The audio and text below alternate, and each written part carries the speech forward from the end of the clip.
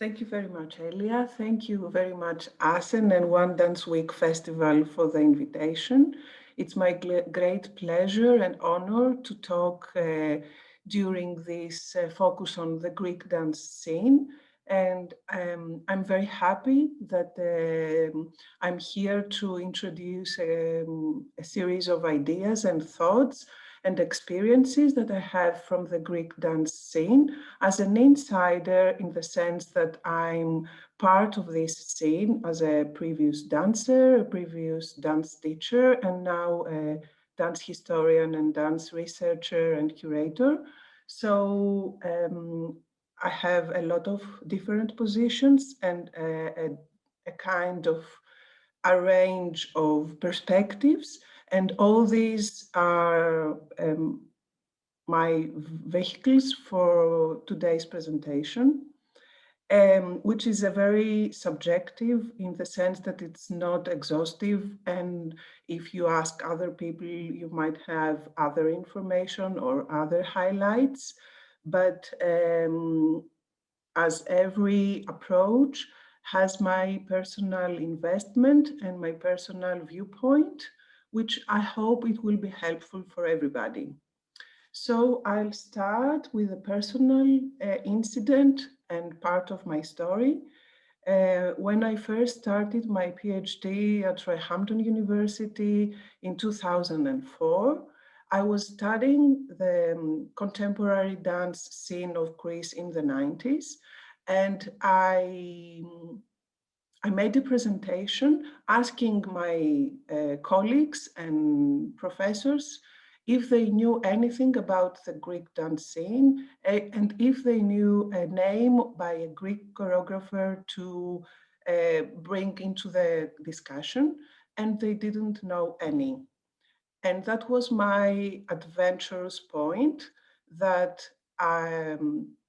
we in Europe or in the world, we had an idea about dance in Greece coming from antiquity, or we knew something about Isadora Duncan and her influence from ancient Greece, but we didn't actually know anything about contemporary dance and what was going on in Greece by contemporary artists.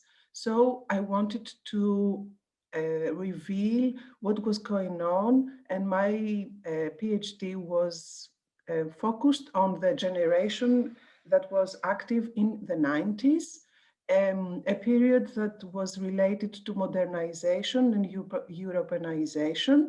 And this is also the point that will start my presentation today, as a historical point that has great relevance to our discussion, as long as with the date of the Olympics, 2004, which I think is a cornerstone, because a chapter finishes at that point and another one starts, and you will find out what I mean by that during my presentation. So allow me to share my screening and start with a PowerPoint that will help us navigate through the ideas that I'm going to talk about.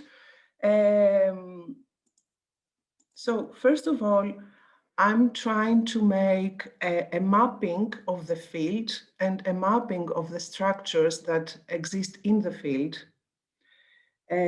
trying to reveal the agents that are active, the players that have powerful or less powerful positions within the field, but also to have a kind of historical context and a kind of background to understand what exactly these players mean in the Greek context. So we have, on one hand, some dance institutions or cultural institutions that have dance within their field of actions. First of all, there is the Ministry of Culture, founded in 1971, which was for the main part of the history in contemporary dance, the main source of support and funding for the dance artists.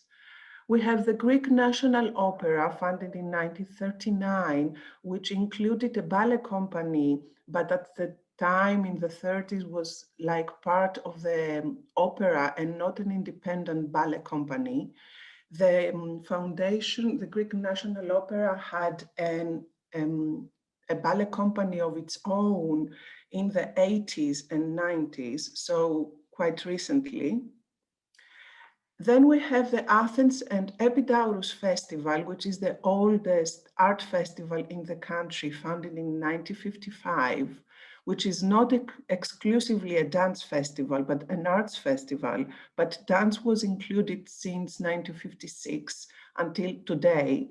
But I will talk a little bit more about the festival afterwards.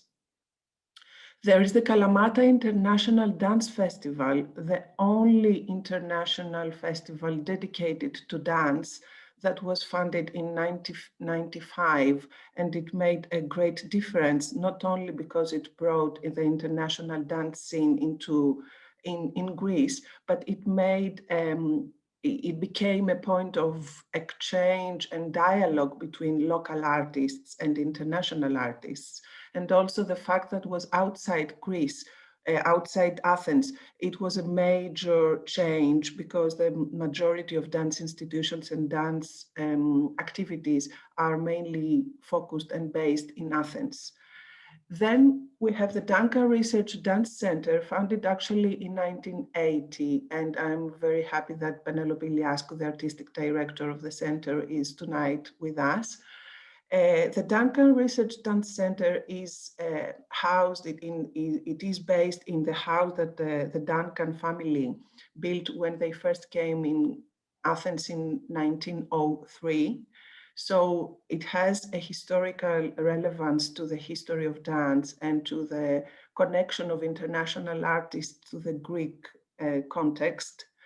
But the interesting thing about Duncan Research Dance Center as an organization is that it changed its direction and its artistic mission, and it became a research and residency center in 2002.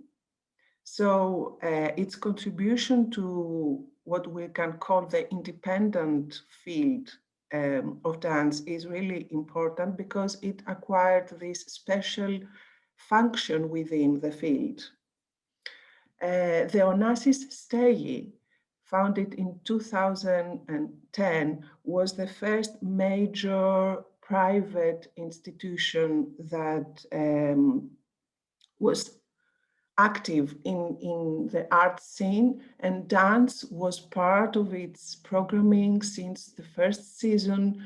And there is also a festival for young choreographers focused especially for the Greek dance makers, which was supported early on until today. So the contribution of the Onassis Stegi is really crucial, in addition to the scholarships that Onassis Foundation used to give to artists to study abroad. And I'm one of the fellows that were supported by such a fellowship.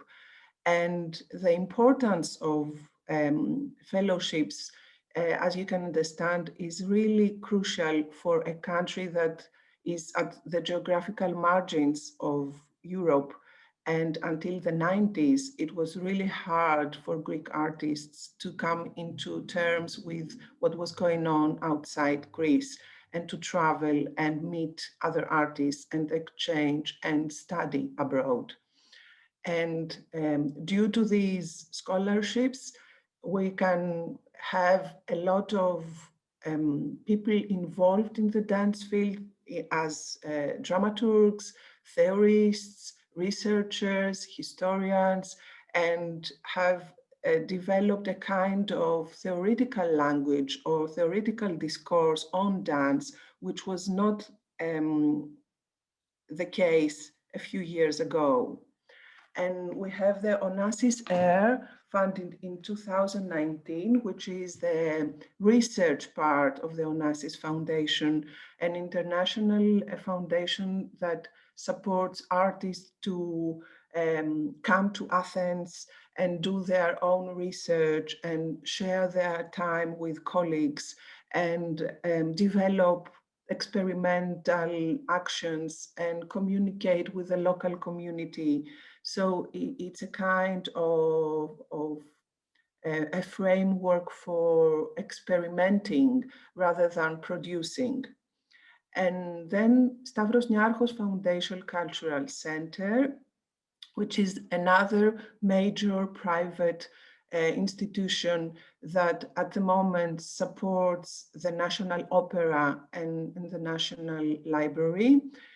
But it is a foundation that also gives fellowships to artists and also runs a festival, an open-air festival in their premises in the foundation, the cultural center, and they present and produce dance works, but not only dance. They are a cultural institution with a variety of activities, and they support other arts also. And then we have some other residencies and festivals around Greece, outside Athens, private or municipal. From this list of institutions that I tried to actually map the whole terrain, there are some points that I think it's interesting to pinpoint. Firstly, until recently, the majority of the institutions were related to the state or to municipalities. So they had a centralized support. We do have more private institutions or private agents coming into the play the last 15 years, roughly, let's say. The majority of these institutions are based in Athens. We have a limited artistic action and artists based in other cities in Greece. Recently, let's say after 2000, these more peripheral or regional institutions and artistic organizations, some of them artist-led and organized by artists themselves, are making their action and function more visible and more active in the local and the regional and national, at the end, context. Another third point is that the majority, most of these institutions are not dance-based only, are artistic institutions, but some of them are specifically for dance, and that's something that we have to keep in mind. And the last point is what we call independent scene, independent artists, which are mainly the majority of the dance scene, and the majority of the dance scene is a contemporary dance artistic scene. We don't have ballet contemporary, independent ballet companies.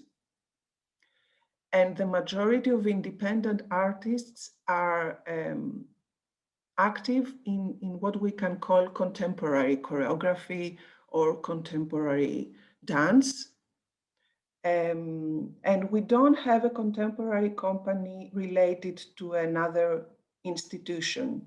So if we say independent dance field, actually we mean almost everything. Another idea that is behind my presentation is the significance of back struggles, where when we are talking about field, about agents, about actions, about people trying to do the best they can, what they can do or can't do is based on not only their talent, abilities, knowledge, and effort, but also is based on the dynamics of the field itself, on the positioning that these agents have within the field, and also of the dynamics that back struggles are imbued in the field. What I mean is that history affects all of us and affects us directly with things that are there and indirectly with things that have been done other people in the past and they have not succeeded. So this positive and negative force of history give us possibilities or hides possibilities for us. And this is something that for me is really important to understand why at some points in history a generation of artists has a force which seems to be very powerful and unprecedented and succeeds a lot, because this is not only based on their own efforts or talents, but because the force of history is coming with them. So now I'll try to a little bit demonstrate what I'm talking about this when I say about historical forces, trying to pinpoint some interesting ideas that comes from the history of dance in Greece. So in the interwar period, which was the period when the contemporary dance started in Greece, and was also the period when ballet, the first ballet schools opened in Greece, we have a major influence from Central European contemporary dance from Germany. And this first generation of artists tried to make dance a respectful art form within the Greek society, and they were mostly women. In the post-war period, we have mostly, we have American influences and European influences. Some companies, some artists are related to the Graham technique, and they have brought to Greece this American modern dance. But the important thing about what was going on within the field in the country was the professionalization of the field, meaning that the first companies and the first contemporary professional dancers appeared. So the actors within the field started to have the status of a professional by practice and not by study or by value of their social background. And then we had a dictatorship, as you might know, which was a black hole for the cultural issues. And in the 80s and the 90s, a new generation of choreographers with new dance techniques like contact improvisation, release techniques, and other influences from postmodern dance, which was not known in Greece in the 60s and 70s, but came later on. They brought what we can call the spring of contemporary Greek dance. And in this period, in the 90s, some of the names like Dimitris Papaioannou that are today one of the leaders of, let's say, artists that we know in international terms, was the period that they came up and they made the dance field visible to a larger part of the audience in the country and to the media. the dance attracted the media attention for the first time in the 90s. And that was a period heavily under dance theater influences. As I say in the beginning of the presentation, under a Europeanization and globalization rationale. And the policies of EU started to become even more important for Greek artists in order to travel, to present themselves in festivals, to come in terms with other artists from other countries. And it started a body democratization, as I could call it. And what I mean by this term is that a large number of people started to become involved in dance, and some of them were not coming from the dance field in the traditional way. So that means they were not students, they didn't have a diploma or a kind of a degree in the dance education, as Dimitris Papaioannou is coming from the visual arts, or Euripides Laskaridis coming from the theater field, and Christos Papadopoulos also. So a lot of artists are not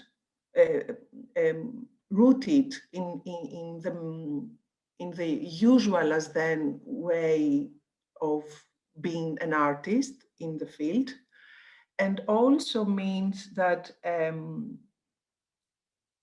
gender issues were more open than previously.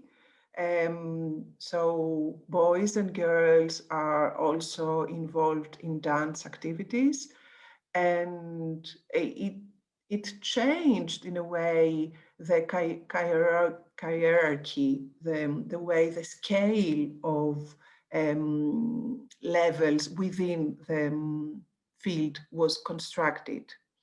After the 2000, after the millennium, there was a great expansion in terms of quantity in the field, the number of artists, the number of choreographers, of dancers, but also of the audience.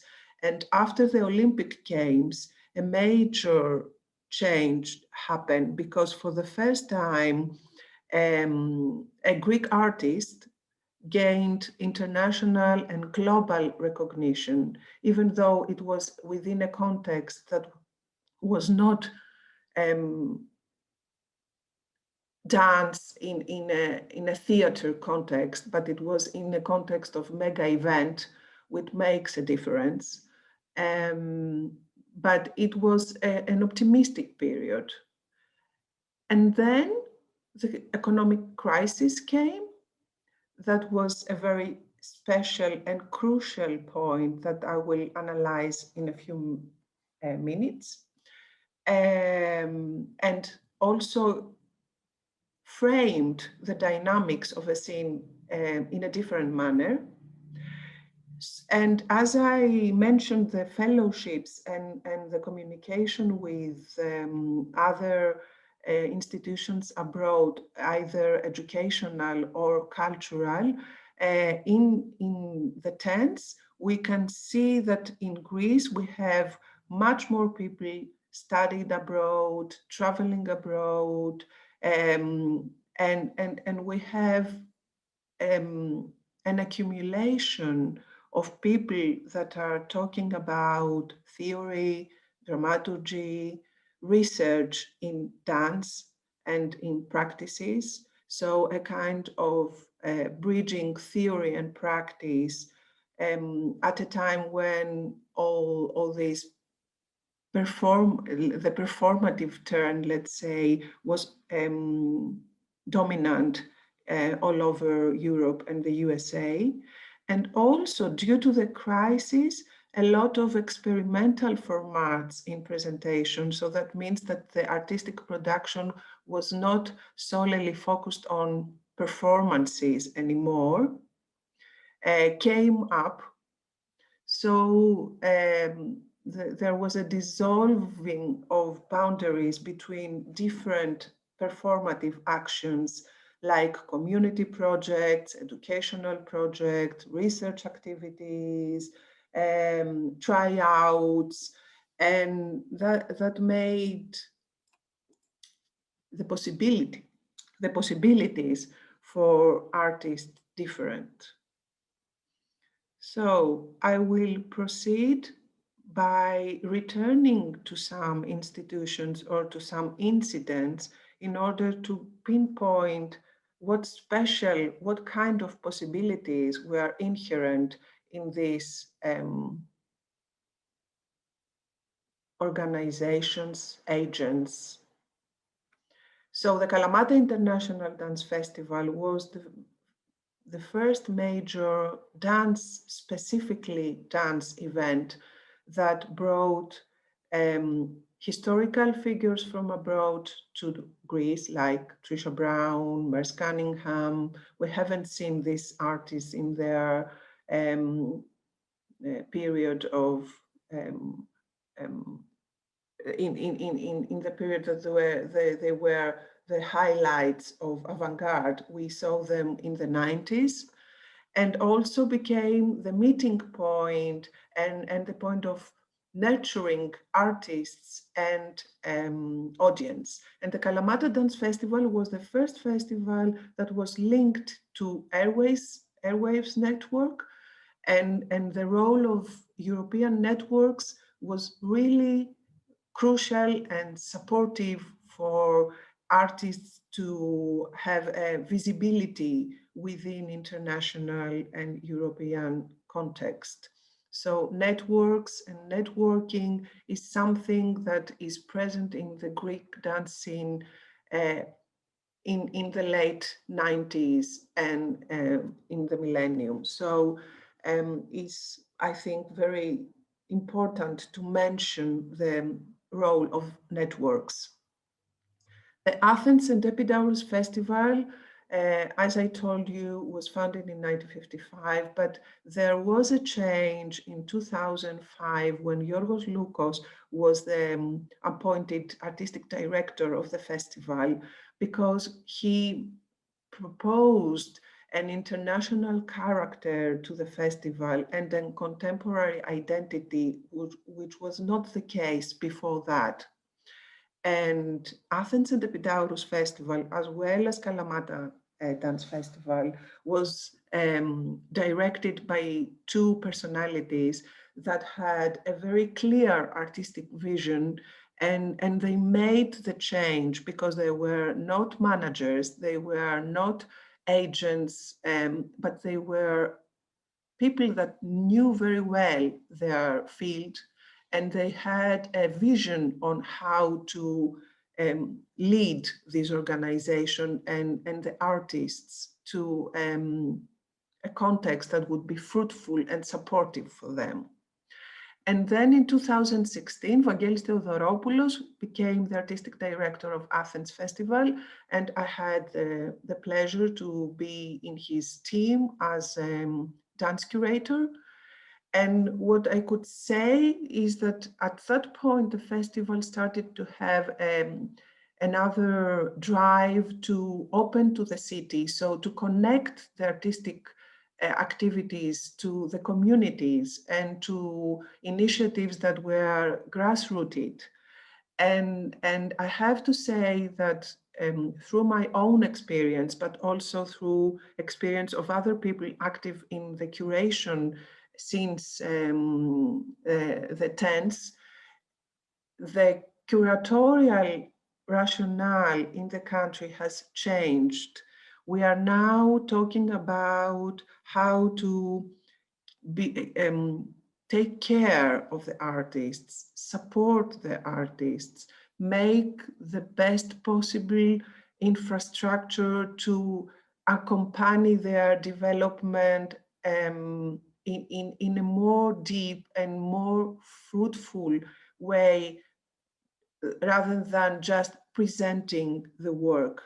And I know this is not something new internationally. This is something that it is evident everywhere, in every good organization and every important cultural institution worldwide, but I think it has a value to pinpoint that in the Greek context.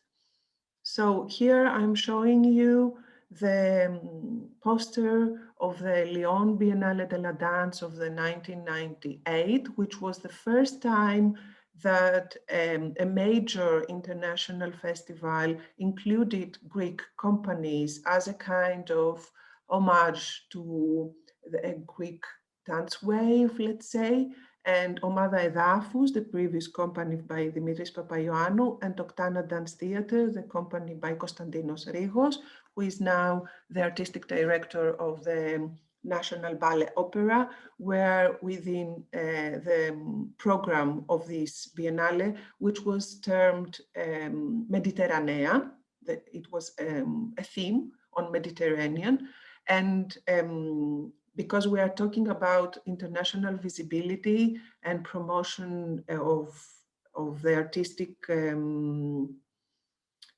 work creation of artists coming from a country, I suppose you all can understand how important is all these international festivals and foundations and institutions, theaters, to frame the presentation of the artists in particular terms. So at that point, having a theme was a way to organize a programming, and having a theme on Mediterranean was the way to include Greek artists, which is not the case anymore, we can say. So Onassis staying is a private institution that supports a lot the art scene, the dance included. And even though it's not a dance institution per se, it has a festival especially for dance, which started in 2014, and especially for young choreographers, and is an institution that gives, that commissions and co-commissions work, so produces and co-produces, and also it's the institution that started to accompany artists into their international promotion. So there is a department that takes care of touring, of supporting the artists in their international career, which was not the case in other organizations. And it's a rather recent approach to what an institution can do for an artist. This is the cover of Ballet Dance Journal magazine from October 1999, which for me is really important in order to understand until then, and it's almost the same period of time with Biennale of Lyon, where we can see a European map where the Balkan Peninsula and Greece is absent, as well as the whole Eastern Europe, with a logo and a phrase called terra incognita. And that was actually the case by then. So what I'm trying to say is that by the millennium and after, the situation changed. And changed because a lot of agents, a lot of institutions, a lot of artists have already made their effort visible, and at some point came an incident, let's say, something that nobody could predict, and that was the economic crisis. And the economic crisis for me was a catalyst for the dance scene and for the art scene, because it turned international attention into the country, whatever that means, with all the problems of appropriating the artistic production, with all the problems of exoticizing the production of the artists, and with all the difficulties that actual and economic crisis means, which is no money, no funding at all. And Greek artists were without funding for 6 years. And this is a picture from an occupation. A theater was occupied, Embros Theater, and that was, how can I say, an experiment to reactivate a theater and organize artists to produce work without having any means at all. And it was a great social and artistic experiment that gave a lot of vitality to the Greek dance scene, because it was in a context that nobody had to lose anything, and there was no support for nobody. So there was no competition, there was no struggles within the agents of the field, and that left the space open for experimentation, and that was very important. In 2013, ITM made its plenary meeting in Athens. So a lot of international programmers, artists, directors came to Athens. And it was important because that meeting was like a statement. And this is part of the ITM website, where they saying that organizing such an event today in Athens was a statement. And they are trying to make an argument for supporting Greek artists by European governments, by Greek government, by other structures. And what I'm trying to say with this is that the economic crisis may make the opportunity to familiarize international professionals and artists with the local scene. In what terms? They came here and they met in their home, let's say, the artists. They didn't meet the artists as in a context of presentation, of performance, of festival, of a kind of official structure, but they spent time and they saw what was going on and how art was produced.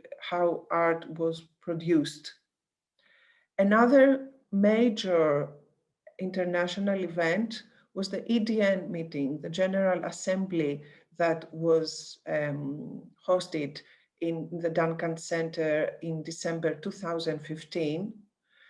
And the EDN meeting, as well as the Airwaves meeting, the EDN network, as well as the Airwaves network and the DNA network and all other networks that were in some way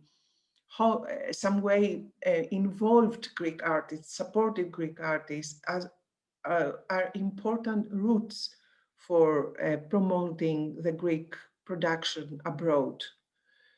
And the important thing with this meeting was that there were no performances. There were a lot of performative events, but no performances, because during this severe economic crisis was not appropriate to present performances. And of course, we have Documenta, which is not related to the dance field, but it was a major art event that linked Athens to the international artistic field, and a lot of people reached Athens. And the byproducts, let's say, of all this attraction to Greek scene was that our own self-organized space started to become apparent. So we started to talk to each other, and artists and professionals in the dance field started to have informal meetings in order to share their thoughts, to start thinking together, to start formulate a kind of discourse among themselves. And you can see here a link where whoever wants can visit later on and see a kind of minutes from these informal meetings that were going on for 2 years, and some interesting points that I decided to present to you in this slide. And I'm going to wrap up and finish my presentation. You can see here photos by 2 of the works presented in the festival in the spring. And I will try to sum up by noting some characteristics that I suppose Greek dancing can have. And this is that there is a diversity of practices. There is no one major influence that we can pinpoint, or if we could pinpoint something, we could say that, for example, hardcore conceptual dance was never a major influence. But this theoretical reflection on the problems of representation is something that Greek artists are experimenting with. Then we can say that because of these special conditions that I tried to describe to you, there is a very strong commitment to the Greek artists. They are very hard-working, committed professionals in their field. And also because there is extreme competitive and a lot of, there are a few resources. So the competition is bigger and everybody involved has to do its best. And lastly, there is a paradox, let's say, a disproportional range between the prestige that sometimes artists have abroad and the respect that these artists have in the country. And this has to do not with their own quality of work, but with the social prejudices on what dance is and what dance artist means, and artists in general, let me say. And my last point is that it is important to say that we have artists and not companies. And we are still, or even though at some point, and I'm not talking about if there is a sense of group, community, or a sense of belonging to a community of artists. No, I'm talking about structural things. We don't have companies, we have artists, because it's not possible to maintain a company, to afford paying taxes and collaborators in a permanent basis. So all of independent structures are related to the name of an artist. And the name of the artist makes them the tissue that connects all the involved parties and all collaborators. So I have to stop and to open the discussion to you. I'm eager to hear your questions or comments or ideas. Thank you so much, Steriani. It was really interesting to listen your lecture and to know more.